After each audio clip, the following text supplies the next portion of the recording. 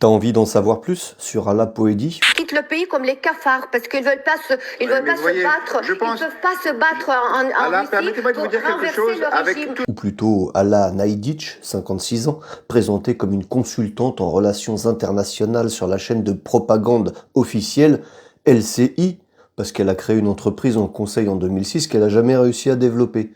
Vu la russophobie décomplexée qu'elle exprime à longueur d'émission, un petit rafraîchissement de mémoire s'impose.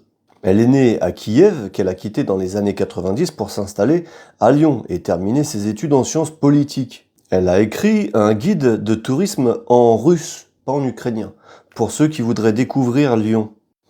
Elle a été la traductrice de celui qu'elle a présenté comme son héros, l'ancien président russe Gorbatchev, lors de sa visite à Lyon en 96.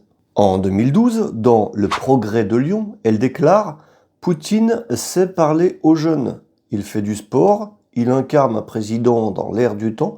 Nul doute qu'il sera réélu. » On est loin de son discours actuel, à l'opposé même.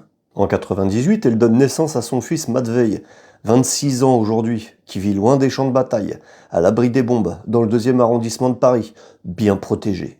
Alors défendre un pays qu'on fait semblant de présenter comme le sien en encourageant les gens à combattre, c'est facile sur les plateaux quand on l'a abandonné et qu'on invite tout le monde à finir au cimetière, sauf son fils, dans la force de l'âge, qui a le privilège de pouvoir exercer sa grande passion de DJ, quand d'autres sont arrachés à leur famille pour servir de chair à canon. Facile, hein? Donc, faut m'expliquer comment cette plante verte extravertie peut avoir carte blanche pour conseiller d'envoyer la bombe atomique sur le grand pays de l'Est.